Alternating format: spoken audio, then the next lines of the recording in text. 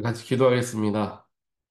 사랑과 능력의 하나님, 감사합니다. 우리 새벽에도 저희들 주 앞으로 불러 모아주시고, 오늘 하루도 하나님과 함께 시작하게 하여 주셔서 하나님 감사합니다. 우리에게 평안한 저녁 밤을 허락하시고, 오늘 이렇게 주님의 말씀과 찬양으로서 새날을 갖게 하시니 또한 감사합니다. 주어진 하루하루에 감사할 수 있는 우리가 되게 하시고, 매일같이 반복되어지는 하루 속에서도 우리의 인생에 대한 참된 의미를 찾아가는 그러한 귀한 하루들을 보낼 수 있도록 하나님께서 저희들과 동행하여 주시옵소서. 삶의 여러 가지 일들을 통하여서 때로는 지치고 힘든 일들을 경험하지만 그럴 때일수록 저희들이 의지할 것은 세상의 것이 아니라 하나님 한 분이신 줄 믿습니다. 우리 영혼을 돌보시고 우리 인생을 이끄시며 결국 하나님의 품으로 가게 올 수 있도록 도우시는 분은 하나님 한 분뿐인 줄 저희들 믿습니다. 세상의 여러 가지 가치관들에 흔들리는 우리의 삶이 되지 않게 하시고 분명한 목적과 목표는 예수 그리스도 십자가 앞임을 저희들 늘 유념하게 하여 주시어서 달려가는 인생의 길이 이리저리 방황하는 길이 되지 아니하고 십자가를 향한 올바른 다름질이 될 수 있도록 하나님 축복하여 주시옵소서. 오늘도 그러한 삶의 기준을 가지고 살아가기 위해 하나님 말씀 앞에 섭니다. 우리의 마음의 모든 염려, 근심 다 사라지게 하시고 복잡한 생각들 비워내게 하시고 그 자리에 말씀으로 채움을 받아 오늘도 주님으로 말미암아 기쁨과 감사함이 넘치는 하루가 될 수 있도록 하나님 우리 각 사람의 우리 성도의 삶 가운데 역사하여 주시옵소서. 이 모든 말씀 예수 그리스도 이름으로 간절히 기도합니다. 아멘. 하나님 말씀 함께 보겠습니다.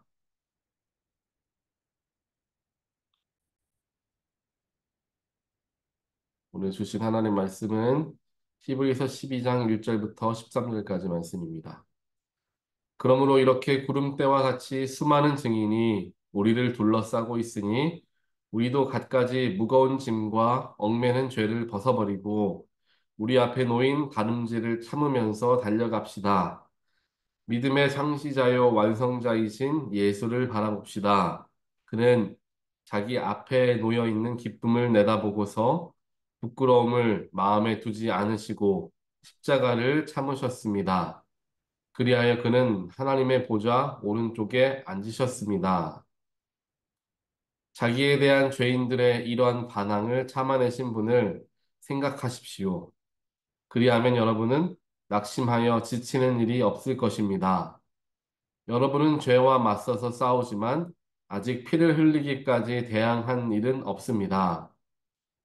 또 여러분은 하나님께서 여러분을 향하여 자녀에게 말하듯이 하신 이 권면을 잊었습니다. 내 아들아, 주님의 징계를 가볍게 여기지 말고 그에게 꾸지람을 들을 때에 낙심하지 말아라. 주님께서는 사랑하시는 사람을 징계하시고 받아들이시는 아들마다 채찍질 하신다. 징계를 받을 때에 참아내십시오. 하나님께서는 자녀에게 대하시듯이 여러분에게 대하십니다. 아버지가 징계하지 않는 자녀가 어디에 있겠습니까? 모든 자녀가 받은 징계를 여러분이 받지 않는다고 하면 여러분은 사생아이지 참 자녀가 아닙니다. 우리가 육신의 아버지도 훈육자로 모시고 공경하거든 하물며 영들의 아버지께 복종하고 살아야 한다는 것은 더욱더 당연한 일이 아니겠습니까? 육신의 아버지는 잠시 동안 자기들의 생각대로 우리를 징계하였지만 하나님께서는 우리를 자기의 거룩하심에 참여하게 하시려고 우리에게 유익이 되도록 징계하십니다. 무릇 징계는 어떤 것이든지 그 당시에는 즐거움이 아니라 괴로움으로 여겨지지만 나중에는 이것으로 훈련받은 사람들에게 정의의 평화로운 열매를 맺게 합니다. 그러므로 여러분은 나른한 손과 힘 빠진 무릎을 일으켜 세우고 똑바로 걸으십시오. 그래서 절름거리는 다리로 하여금 삐지 않게 하고 오히려 낫게 하십시오. 아멘. 오늘 우리가 함께 보는 히브리서 12장에서는 하나님과 우리들의 관계에 대해서 사도 바울은 이야기하고 있습니다. 우리가 다들 잘 아시는 것과 같이 하나님과 우리의 관계는 아버지와 자녀의 관계입니다. 가족인 것이죠. 가장 가까운 가족의 관계인 것입니다. 그 아버지 하나님께서 우리의 삶을 주관하시고 우리를 믿음 안에서 잘 성장할 수 있도록 훈육하시는 그런 아버지이심을 사도 바울은 우리에게 알려주고 있습니다. 자녀들을 키우다 보면 부모로서 자녀들을 훈육해야 할 때가 있습니다. 특별하게 다른 사람들과의 관계, 친구들과의 관계가 좋지 못할 때 아이들에게 훈육을 하며 관계를 잘할 것을 가르치죠. 또 좋지 못한 행동들, 또 어른들에게 공경하지 못하는 행동들을 했을 때 아이들을 훈육하며 아이들이 그것을 잘 할 수 있도록 교육을 합니다. 훈육을 한다는 것 아이들에게 때로는 따끔하게 혼내야 되는 자리일 수도 있습니다. 아이들이 아직 어리기 때문에 가볍게 이야기하는 것을 잘 알아듣고 행동을 고치면 좋겠지만 어리니까 그것이 불가능합니다. 그래서 좋은 말로 타일러 보기도 하지만 그것이 잘 듣지 않을 때에는 아이들에게 더 따끔하게 혼내면서 때로는 눈물을 흘려가게끔 하면서 아이들을 훈계하는 것이 부모가 마땅히 해야 할 일입니다. 요즘 시대에 특별하게 뭐 한국이라고 한국뿐만 아니라 여러 나라에서도 문제가 되는 것이 자녀들을 너무나 귀하게 키우다 보니까 자녀들을 훈육을 잘 하지를 않는 것입니다. 그래서 자녀들이 밖에서 타인에게, 다른 사람들에게 피해를 주고 있는데도 불구하고 부모는 그냥 나 몰라라 아이들을 그냥 방치하는 경우들이 있죠. 그리고 혹시라도 그런 것들에 대하여서 다른 어른이 자신의 자녀를 훈계하는 것을 보게 되면 불과 같이 화를 내며 내 자녀에게 왜 그런 말을 하느냐라고 하는 일들이 있습니다.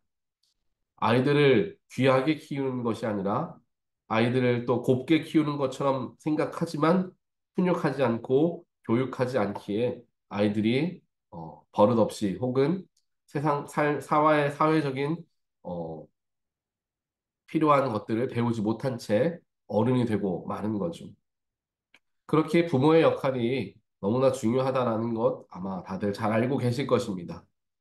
부모로서도 자녀들을 훈육하고 훈계하지만 그것이 항상 즐거운 일만은 아닙니다. 당연히 아이들과 친하게 지내길 원하고 집안에 웃음만 있기를 원하죠. 하지만 그 아이들이 올바르게 성장하고 또 분별하며 살아갈 수 있도록 하기 위해서 부모들은 때로는 언성을 높여가며 때로는 사랑의 매를 들어가며 아이들을 훈육합니다. 하지만 그 부모가 저 역시도 그렇습니다. 남의 아이를 제가 스스로 훈육하지를 않죠. 미국에서는 더더욱 많은 그런 것들을 경험합니다. 놀이터에서 아이들이 서로 놀다가 다투거나 문제가 생기면 아이에게 직접 이야기하기보다는 그 아이의 부모에게 이야기해서 부모가 직접 그 아이를, 자신의 아이를 훈육할 수 있도록 이야기를 하는 거죠. 내 아이가 아니기 때문에 내가 다른 아이를 훈육할 이유는 없는 것입니다. 비록 그 아이가 지금 피해를 주고 있지만 뭐 저야 그 아이의 부모가 아니기 때문에 그 자리를 비키면 되는 일이 되는 거죠. 내 자녀가 아니면 굳이 훈육하지 않아도 되고 내 자녀가 아니면 굳이 얼굴을 붉힐 일, 화를 낼 일도 없어지는 것입니다. 오늘 사도 바울이 이와 같은 예를 들어서 하나님과 우리의 관계에 대해서 이야기하고 또 우리의 삶에 나타날 수 있는 여러 가지 어려움들을 어떻게 대해야 하는가에 대한 이해를 돕는 말씀을 우리에게 전해주고 있습니다. 하나님도 우리의 똑같은 아버지이시기 때문에 하나님께서는 우리를 훈계하시고 우리를 훈련시키시는 분이시다라는 이야기를 하는 거예요. 삶의 여러 가지 어려움과 문제를 우리가 경험하는데 그 어려움과 문제들 중에서도 하나님께서 우리에게 특별하게 우리를 단련하기 위해서 우리에게 어려움을 경험하게 하시는 때도 있습니다. 물론 내 인생의 모든 문제가 하나님께서 나에게 허락하여 주신 어려움이라고는 말할 수가 없습니다. 왜냐하면 나의 게으름 때문에 혹은 나의 잘못된 선택 때문에 혹은 나의 잘못된 습관 때문에 어려움을 경험하기도 하죠. 하지만 그것을 두고 하나님이 나를 훈련시키려고 어려움을 주신다라고 이야기할 수는 없을 것입니다. 물론 그 어려움마저도 하나님께서는 우리에게 배움의 기회로 허락하시며 선함을 이루시는 분이시죠. 하지만 우리의 삶에 일어나는 예를 들면 100가지의 어려움 중에 100가지 모두가 하나님이 우리를 훈련하기 위해서 허락하여 주신 일이라고는 생각할 수는 없다라는 것입니다. 하지만 종종 우리를 단련하고 훈련하시기 위해서 우리에게 어려움을 주실 때가 있죠. 제 삶을 돌아보면은 부모님을 떠나서 혼자 살아가며, 고군분투하며 살아갔던, 혼자서 모든 문제를 해결해야 하고, 또 여러 가지 어려움을 해결해야만 했던, 그러한 어려웠던 시기들이 하나님이 저를 훈련하는 시기가 아니었나라는 생각을 해볼 때가 있습니다. 이와 같이 하나님은 우리를 단련시키시고 훈련하시기 위해서 가끔씩 어려움을 주시기도 하시고, 또한 우리가 잘못된 길로 가고 있을 때 우리에게 바른 길을 가르치시기 위해 훈계하시고 징계하실 수 있는 분이심을 우리가 기억해야 한다는 사실입니다. 그렇게 우리가 기억했을 때 오히려 하나님을 원망하기보다는 감사할 수 있습니다. 내 삶을 한탄하기보다는 그 속에서 내가 변화해야 되겠다. 내가 다시금 나의 삶을 곧게 올바르게 해야 되겠다라는 성장의 포인트로 그것을 삼아낼 수 있게 됩니다. 하지만 이것이 하나님 주신 훈계라고 생각하지 못하고 세상이 나를 정말 힘들게 하는구나 라고만 원망하는 마음만 갖게 된다면 그 어려움이 오히려 내 안에 분노를 갖게 하고 그 분노로 말미암아 나의 삶에 굉장히 더 큰 어려움이 찾아오게 되며 성장의 기회는커녕 오히려 쇠퇴하는 일들을 경험할 수밖에 없다라는 것입니다. 삶에 일어나는 여러 가지 일들을 우리는 말씀으로써 연결해서 해석하려는 노력들을 기울여야 할 것입니다. 나에게 왜 이러한 어려움이 일어나고 있는가? 나에게 관계에 어려움이 있는데 이 관계의 어려움은 어디서부터 왔는가? 라는 것을 우리 스스로에게 물어보고 말씀을 비추어서 묵상하고 생각하다 보면 하나님께서는 반드시 그 성경 말씀을 통하여서 우리에게 가르쳐 주세요. 내가 너를 위하여 목숨을 버리면서 전하였던 것 같이 너도 내 이웃과 형제 자매를 사랑하라. 라는 말씀을 우리에게 주심을 통하여서 나의 사랑 없음을 깨우치게 하십니다. 이와 같은 여러 가지 방법을 통하여 성경에서는 수많은 삶에 대한 답들을 우리에게 허락하여 줍니다. 하지만 우리가 성경 말씀을 자주 대하지 못하고 또한 그것을 깊이 있게 삶에 연결하여 묵상하지 못하기 때문에 삶의 여러 가지 문제에 대한 대답을 성경에서 발견하지를 못한다라는 거예요. 성경 말씀은 바로 하나님의 말씀입니다. 하나님께서 우리에게 가르쳐 주시는 거죠. 그래서 오늘 히브리서 12장에서 사도 바울은 하나님과 우리의 관계가 바로 아버지와 자녀의 관계이기 때문에 훈계하시고 징계하시며 살아가는 아들을 채찍질하신다라는 것을 유념하라라고 우리에게 가르쳐 주고 있습니다. 그리고 그 징계와 훈계는 하나님이 우리의 아버지가 되시기 때문에 또한 우리를 사랑하시기 때문에 당연하게 해야 하시는 일로서 우리에게 허락하시는 것임을 내가 기억해야 하는 거죠. 그래야 우리가 하나님을 원망하거나 하나님께로부터 멀어지는 일이 없어지게 됩니다. 나를 사랑하시기 때문에 혼도 내시고, 나를 사랑하시기 때문에 가던 길을 멈춰 세우시고, 다른 길로 가게 하시는 거예요. 나와 아무런 관계가 없다면, 나를 사랑하시지 않는다면, 그냥 내버려 두면 될 일일 것입니다. 하지만 하나님은 우리를 사랑하시고, 저와 여러분을 자녀로 삼아 주셨으며 또한 옳은 길로 갈 수 있고 날마다 성장을 이루며 살아가기를 하나님께서는 무엇보다 가장 원하십니다. 그것을 위하여서 때로는 하나님께서 징계도 주시고 때로는 삶의 굴곡도 주시면서 우리가 성장할 기회로 그것을 얻게 하심을 우리는 말씀을 통하여서 이제 배우게 되는 것이죠. 그런데 여기서 우리가 기억해야 할 말씀은 10절에 나와 있는 말씀입니다. 육신의 아버지가 자녀를 징계하거나 훈계하는 것은 잠시 동안 자기들의 생각대로 한 것이지만 성경이 그렇게 이야기합니다. 하지만 하나님께서 우리를 징계하시는 이유는 자기의 거룩하심에 참여하게 하시려고 또 우리에게 유익이 되게 하시려고 우리를 징계하신다라고 이야기합니다. 즉 하나님께서 우리를 훈계하시고 징계하시는 것의 가장 큰 목적은 우리가 거룩해지게 하기 위함이다라는 거예요. 세상에서 잘 먹고 잘 살게 하기 위해서 우리를 훈련하신다도 아닙니다. 우리가 하나님과 같이 거룩해지게 하기 위해서 우리를 훈계하신다는 거죠. 즉, 세상에서 이야기하는 것과 거룩해지는 것은 때로는 상충되는 경우들이 많습니다. 거룩해지는 삶을 살아가기 위해서 세상의 유익을 포기해야 하는 일들도 많이 있다라는 사실이죠. 그렇다면 하나님의 징계와 훈련으로 우리가 성장되어지는 모습 속에서 발견되어지는 우리의 삶은 무엇이냐? 거룩해져 가는 삶이 되어야 한다는 거예요.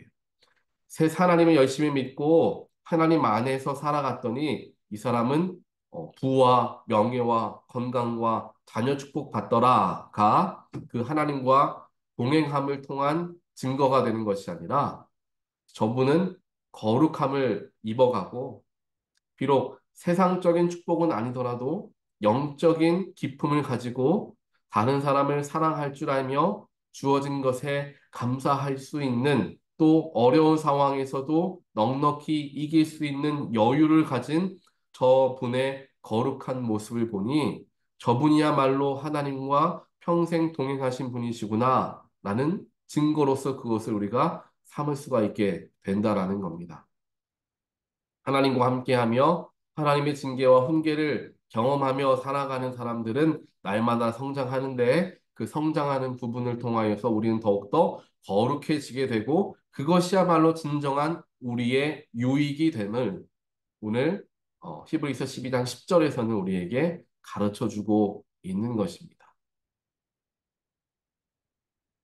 영적인 것을 채우는 것, 영적으로 성장하는 것, 나의 심령이 더욱 넓어지고 깊어지는 것, 그것이 우리에게 가장 큰 유익이 되고 그것이 하나님의 자녀라는 증거가 되어짐을 우리는 반드시 기억해야 할 것입니다.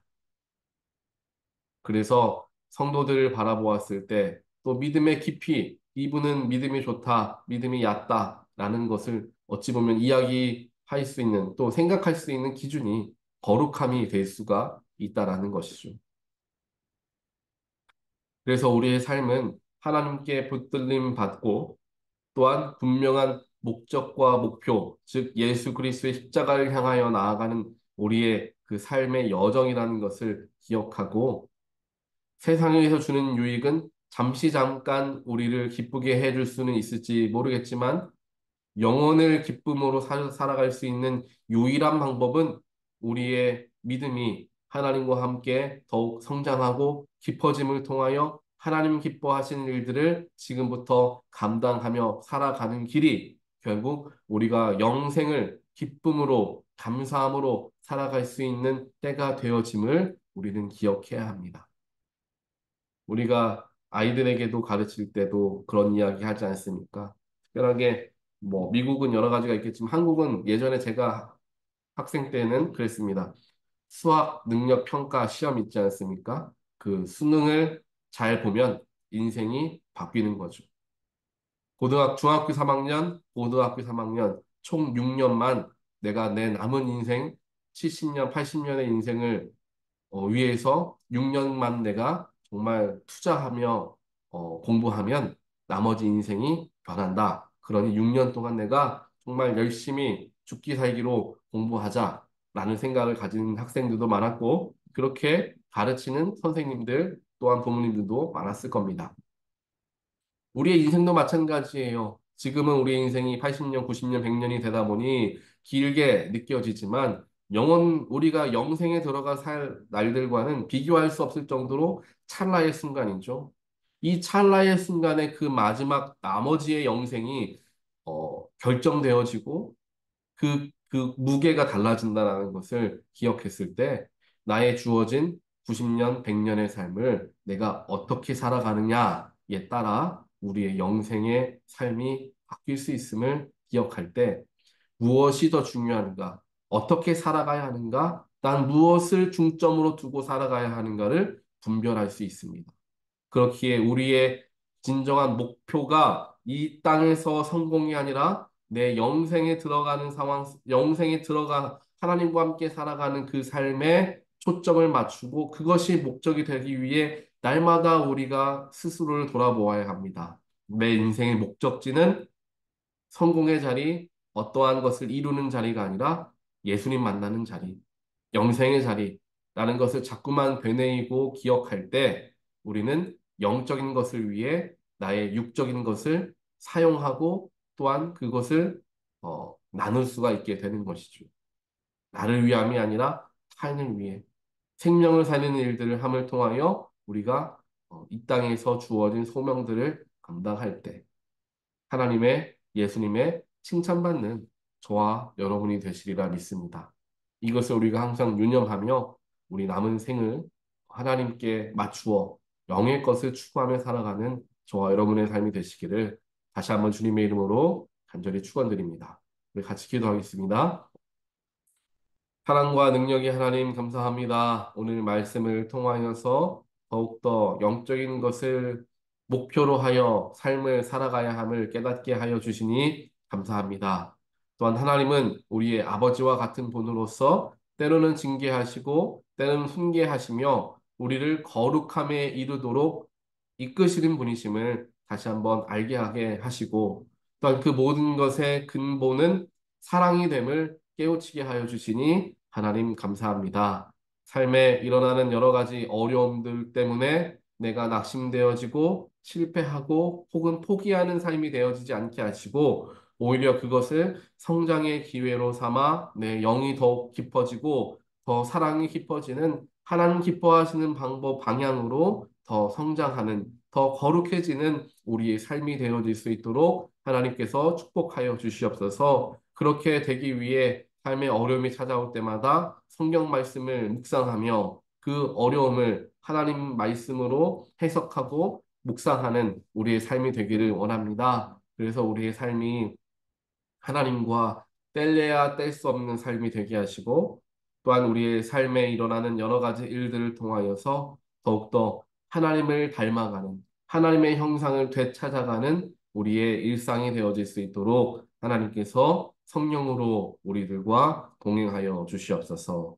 이 모든 말씀 예수 그리스도 이름으로 간절히 기도합니다. 아멘.